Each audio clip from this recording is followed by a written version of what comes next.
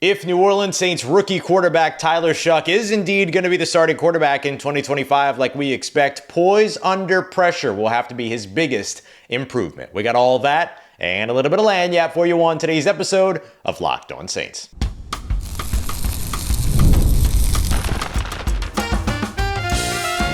You are Locked On Saints, your daily New Orleans Saints podcast. Part of the Locked On Podcast Network, your team every day. What is good, Who Dat Nation and Who Dat family? I am your host, your friend, Ross Jackson, New Orleans native, your New Orleans Saints expert and credentialed member of the media covering those New Orleans Saints as a Saints beat writer over at LouisianaSports.net and Saints analyst with WWL TV. And on today's episode of Locked On Saints, there are three day three picks who have a real chance to have an impact for the New Orleans Saints as early as their rookie year. Teddy Bridgewater needs to be a New Orleans Saint again, and Tyler Shough needs to be able to keep his poise under pressure if he wants to maximize his almost surefire rookie starting quarterback opportunity that lies ahead. We appreciate you very much as always, whether it's your first time or your next time, for being here with us this time, making us your first listen and being an everydayer here on the show, which is a proud part of the Locked On Podcast Network, your team every day. Today's episode is brought to you by the Amazon Fire TV Stick 4K. Turn your TV into your Xbox, no console needed.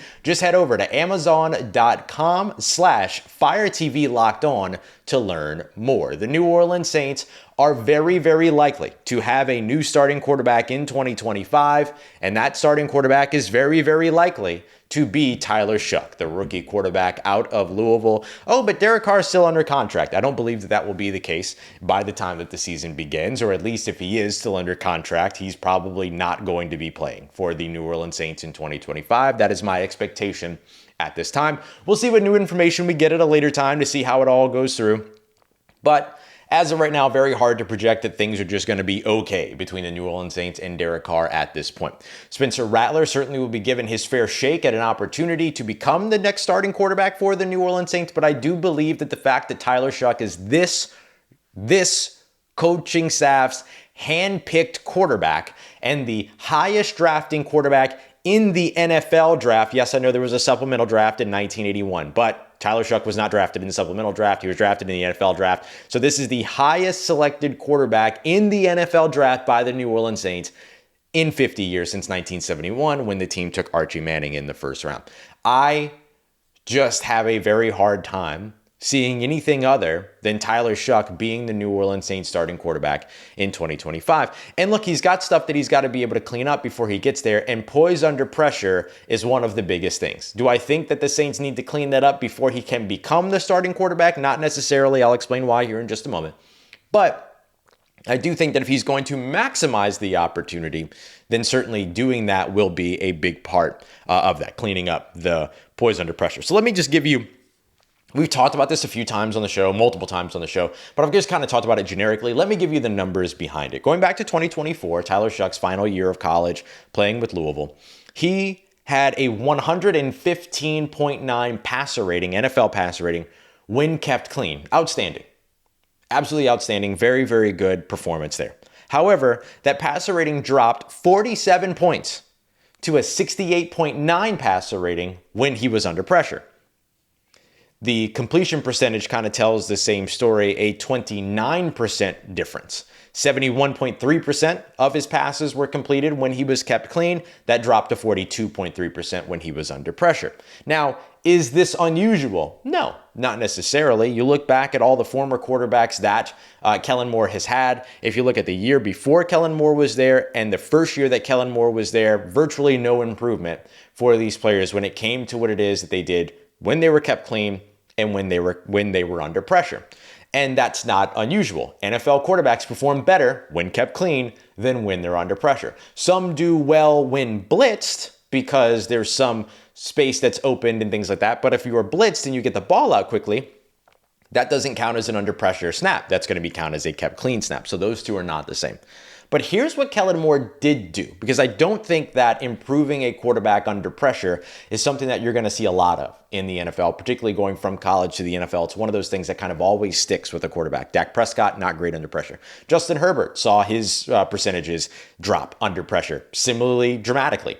Same thing for Jalen Hurts, very different quarterback under pressure than when he was kept clean. But here's what Kellen Moore did do from the year before he was there to the year after, or the first year that he was the play caller. He reduced the number of snaps either by raw snap number, actually across the board for Dak Prescott, Jalen Hurts, and Justin Herbert, reduced the amount of raw dropbacks under pressure, but also in some cases reduced the percentages as well. Dak Prescott in 2018 was under pressure on 36.5% of his snaps.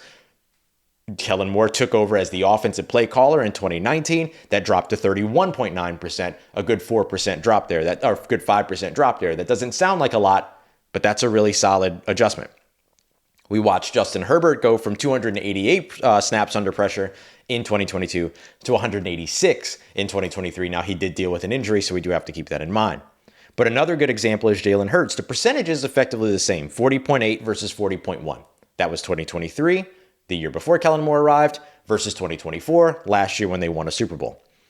You look at the raw numbers, though, 223 snaps under pressure in 2024 versus 270 in 2023. So a near 50 snap difference. That doesn't sound like a lot, but if you have a quarterback that panics under pressure a little bit, 50 fewer panic snaps is a big, big deal. So finding ways to reduce the pressure is just as important as finding ways to kind of help him get better poise under pressure. Now, everybody's going to kind of point to the one clip that's been making its rounds on social media where he kind of had that really ugly panicked underhand throw that went for an interception against the team when he was under pressure. Obviously, that's something you don't want to see in the NFL. That's the kind of thing that'll get you benched in the NFL. You can't do stuff like that. However, that's one snap. If you look over the course of his career, he actually throws the ball away at a high rate. And so maybe there's positives there, maybe there's not necessarily positives there, but it is something to keep in mind. He does have the mind that says, get the ball out of your hand. And so now there's two ways to take advantage of that. Make sure that he continues to be comfortable making the decision to throw the ball away, live to fight another down, but also get the ball out of his hands quickly when it comes to route runners. This is why a big-bodied wide receiver, which the New Orleans Saints did not get in free agency, did not get in the draft, and did not get in undrafted free agency either, and now have a real opportunity here in post-compensatory free agency where you can sign a player without jeopardizing the compensatory selections that you've made. That deadline is now passed, and the Saints are in line for a 2026 fourth-round pick. Nothing that they do from here on out is going to change that.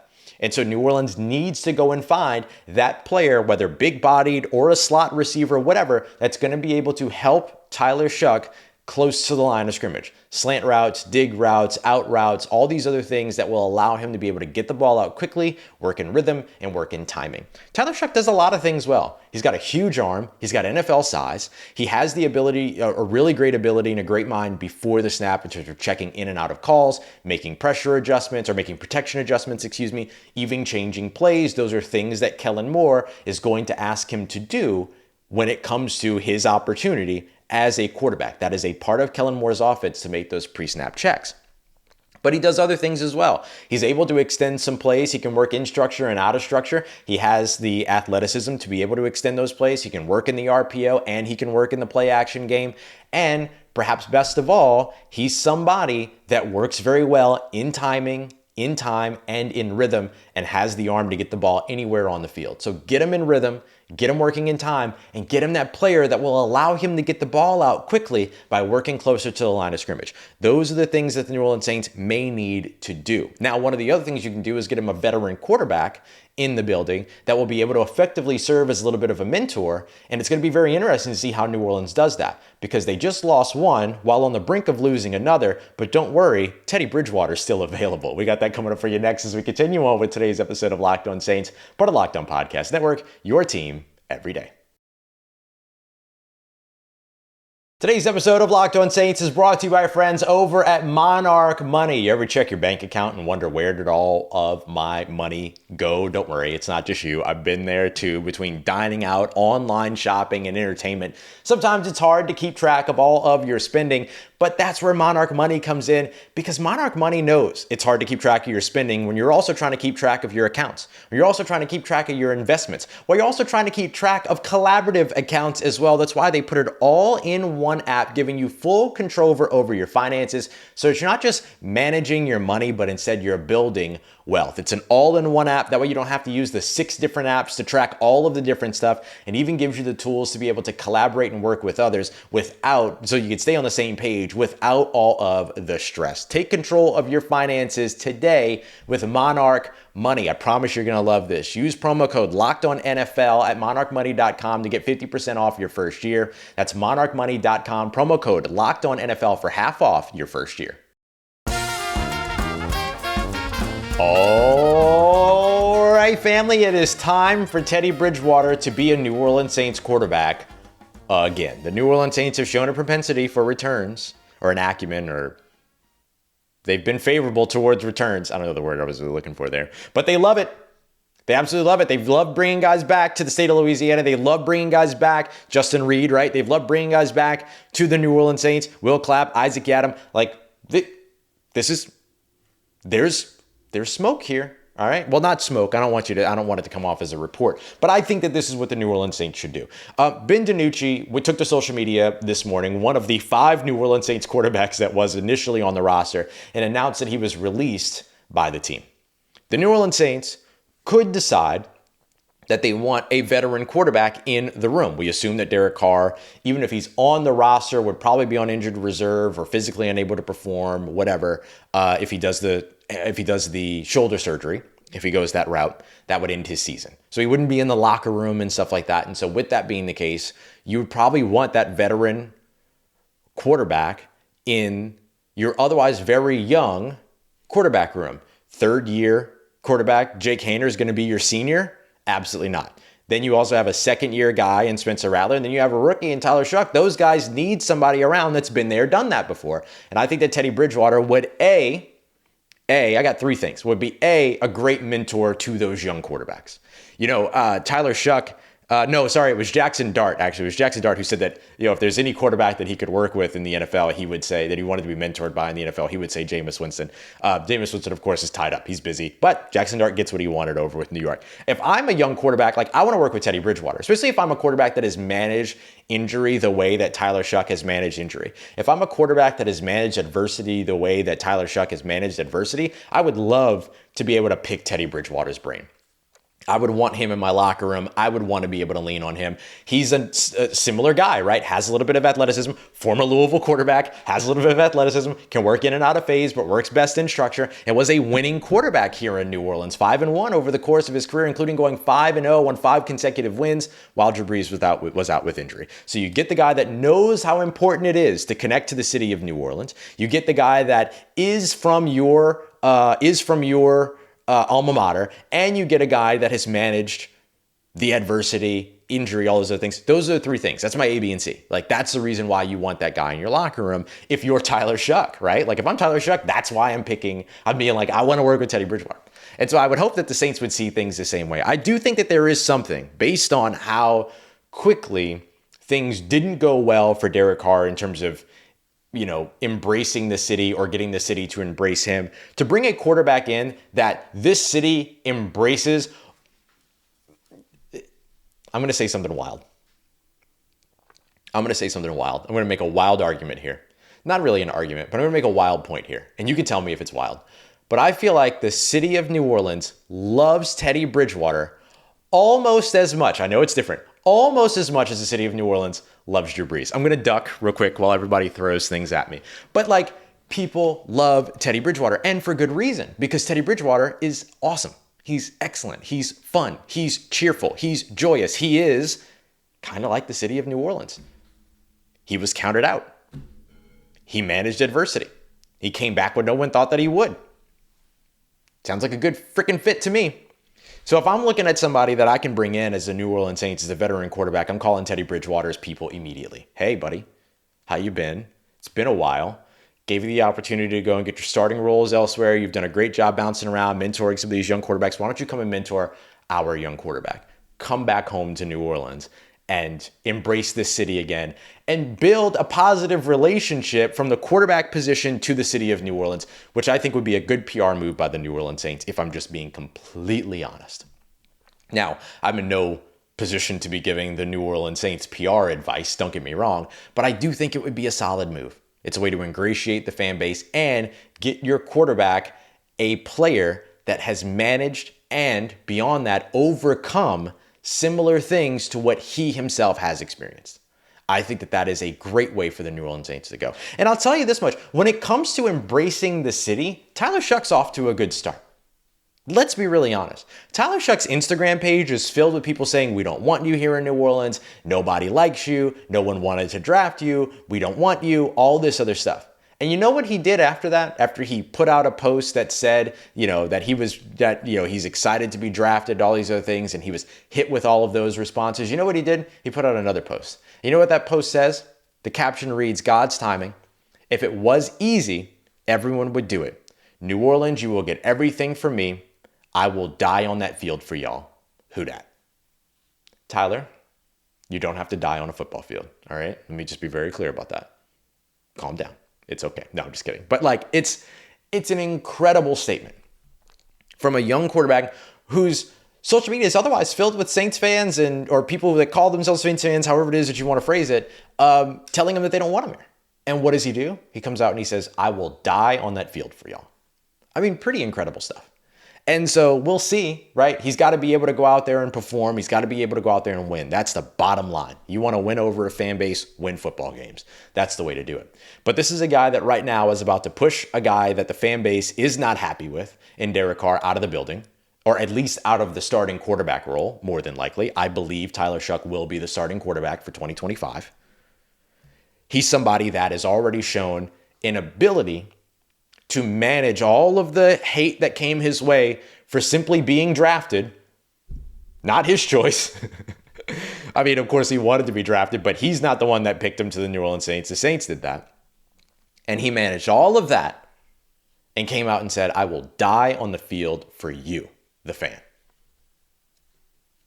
Get that man, Teddy Bridgewater, and let this quarterback room. Spencer Rattler has embraced this city. Teddy Bridgewater has embraced this city. Tyler Shough is showing an early ability to embrace the city. You look at some of these other guys like who just got signed.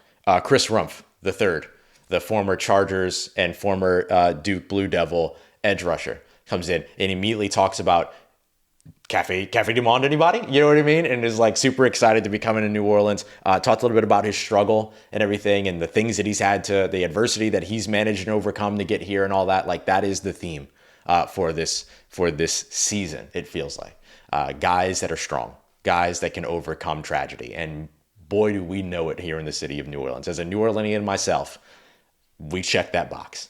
And we've checked that box over and over and over and over again. And so I think the New Orleans Saints should bring back Teddy Bridgewater. I'll start the campaign. I'll sign the petition myself, whatever it takes. I think the New Orleans Saints should bring Teddy Bridgewater back. I think he'd be a good fit. If the New Orleans Saints do want that, if they do want that veteran quarterback, they might not necessarily want that veteran quarterback. Why? Because your head coach, Kellen Moore, is a former quarterback. Your offensive coordinator, Doug Nussmeier, former quarterback. Your quarterback coach, Scott Tolzien, former quarterback. So maybe they feel like they can manage that themselves, right? They can do the been there, done that kind of stuff. But if they want a veteran quarterback, for all the reasons that I just laid out, Teddy Bridgewater is the one and only right choice. I'm going to say that, but listen, whoever they sign, it's fine. You know what I mean? But boy, Teddy Bridgewater sure feels like the right choice. All right, coming up next, I'm going to tell you 3 day 3 prospects that have a real opportunity to have a major impact as early as while they're still on their rookie contracts. We got that coming up for you next. We continue on with today's episode of Locked On Saints, part of Locked On Podcast Network, your team every day. Today's episode of Locked On Saints is brought to you by our friends over at FanDuel, America's #1 sports book. The NBA playoffs are here, and FanDuel is giving new customers an incredible way to get in on all of the action. Right now, new FanDuel customers, when you join FanDuel, can place a $5 bet as your first bet, and then get $250 in bonus bets if that $5 bet wins. Then you can take that to betting on your favorite teams, player props, all that kind of stuff as well. You can even bet on, if you want to, Tyler Shough, Offensive Rookie of the Year odds. He's the second highest favored quarterback on the list behind only Tennessee Titans quarterback Cam Ward, but the seventh highest player on the list as a whole at plus 2,000. But certainly something you can get in on if you want to, as well as, of course, three-pointers, steals, assists, and more all throughout the NBA playoffs, live betting, same-game parlays as well for an even bigger payout. So don't miss out. Head over to FanDuel.com today and claim your chance at $250 in bonus bets. That's FanDuel.com. Let's get it, Who Dat Nation. There are three day three prospects from the New Orleans Saints 2025 NFL draft class that I absolutely think have the opportunity to have a major impact, or at least a larger impact than expected, within their rookie deals. Number one on this list for me is Devin Neal, the running back out of Kansas. Number two is Oklahoma linebacker Danny Stutsman. And then number three, I had a tough time picking between a couple of guys, but I'm going to go with Louisville cornerback Quincy Riley. No shade at all to guys like Maliki Matavao. No shade at all to Fadil Diggs. I think he's the seventh round prospect I've been more excited about than pretty much any seventh round prospect. I'm so excited to see him during training camp and all that. And then, of course, I don't want to leave out Jonas Sanker, who could be a starting safety by the end of the season, and certainly will be a starting safety at some point during his rookie contract. But I think that the three, Devin Neal, Danny Stutsman, as well as Quincy Riley, can have the most immediate impact in a larger role than expected. So I want to start with Devin Neal. And I kind of spoke about him a little bit in yesterday's episode, but I wanted to come back to him. This is a guy that had over 1,000 rushing yards in each of the last 3 seasons, 16 rushing touchdowns in each of the last 2 seasons, played in a total of 49 games, never missed a single game due to injury.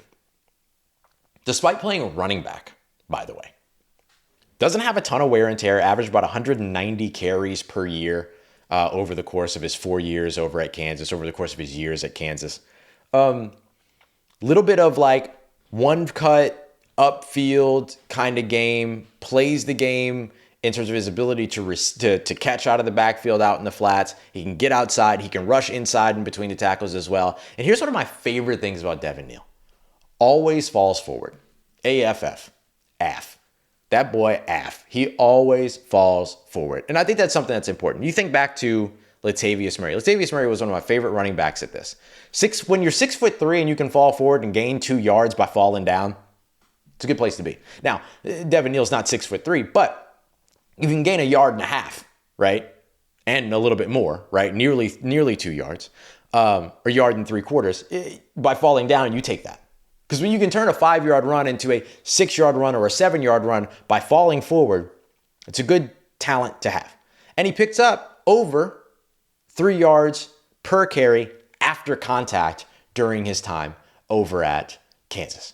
He led Kansas all time in rushing touchdowns, rushing yards, and 100-plus rushing yard games. Had over 5 yards per carry over the course of his career over at Kansas as well. Despite playing in all of those games, he had a bunch of 100-yard rushing games where he barely touched the ball more than 20, like he didn't touch the ball more than 20 times. Like that was such a big part of what it is that he was able to do all throughout his time at Kansas. The efficiency with which he ran, I think, is just as exciting in terms of what you could potentially get from him as a complement with Alvin Kamara here in New Orleans. So for me, I think that absolutely a guy like Devin Neal will have a much larger, a much more immediately impactful role than you might expect for a 6th-round running back, right? For a 6th-round player. I just think that the running back class in this draft was so deep that guys taken in the 6th round would have been taken in the 3rd round in other years. And I think Devin Neal's one of those guys. So I don't want to undervalue him, undersell him,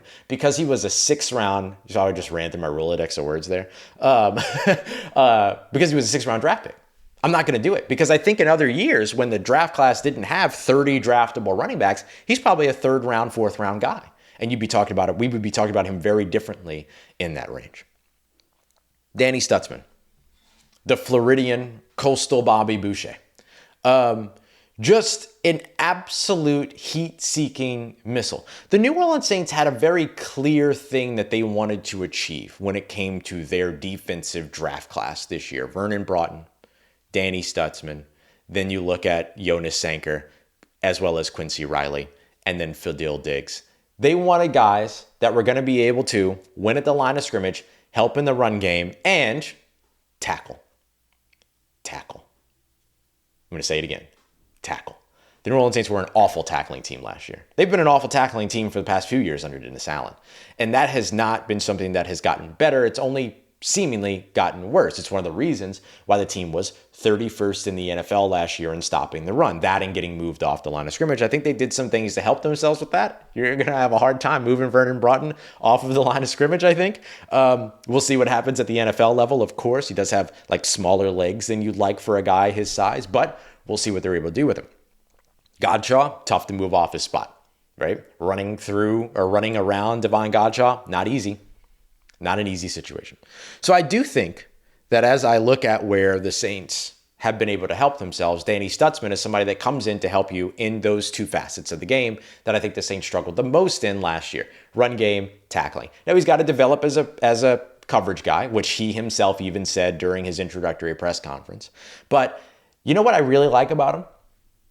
Beyond what he can do as a tackler, beyond what he can do as a run fit, heat-seeking missile type guy, he seems like a vocal leader, an energetic presence on the defense. A young, fast, energetic guy. Dane Brugler's number 3 linebacker, getting him in the, fourth round? Yeah, fourth round. Pretty outstanding situation for New Orleans. And so I think Danny Stutsman ends up taking on a larger role for 2 reasons. Number 1, because he's going to be very impactful in terms of what he can do for you in those 3-3-5 sets where you've got 3 linebackers on the field, or those 4-3 base sets when you've got 3 linebackers on the field, and he can help you out in the run game in those obvious run situations. But I also think his leadership and his energy, he's going to have a voice in this defense very, very quickly. And maybe that's more of a rookie contract thing than a rookie year thing, but I do think that he comes on a little bit more quickly than people might expect being a 4th round draft pick. Similarly, looking over at Quincy Riley could be a day 1 starter on the outside. Now, my good friend Keith Sanchez from the Locked On NFL Draft podcast believes that he'll compete on the inside. And I think he could potentially compete on the inside. One of my favorite things that he said during his introductory press conference is that he loves playing on the inside because you always feel like you're a part of the play. I really enjoy that. You want guys that want to be a part of the play, whether you're tackling, pass breakup, interception, or you're just redirecting a wide receiver that makes the quarterback hold on to the football a little bit longer, which allows the pass rush to get to him. You've impacted the play. That's why he likes playing on the inside. And I think you take that mentality, you put him on the outside as maybe not necessarily the strongest tackler of this draft class. You put him on the outside where maybe he's away from that a little bit, and you give him that mentality of wanting to always impact the play and let him go out there and be that ball hawk that he showed with 15 career interceptions and somewhere between 40 to 54 pass breakups, or passes defended, excuse me. I really like Quincy Riley. I think he can be a starter for you on the outside. He can be the guy opposite Kool-Aid McKinstry and let Alontae Taylor and Jonas Sanker bounce back and forth in terms of what those slot responsibilities might be until Jonas Sanker eventually becomes somebody that's holding down a strong safety role. I think Quincy Riley is not only somebody that has an impact during his rookie contract, I think like Devin Neal, he's going to have an impact during his rookie year. Coming up in tomorrow's episode, the New Orleans Saints signed 11 undrafted free agents, and there's 1 or 2 that I think have an early shot at becoming making that 53-man roster. So I want to break that down and introduce you to the rest because anybody has a shot to make this roster this offseason. We appreciate you very much, as always, for making us a part of your day, part of your routine, for saying yes to me on the show. If you see me, please say hi. If you need anything else around your New Orleans Saints in between these episodes, make sure you follow me on your favorite social media at Ross Jackson, NOLA. Hit me up. Let me know how the family's doing. Let me know how you're living. Let me know how you're momming them. And trust Who Dat Nation. I'll holla at you.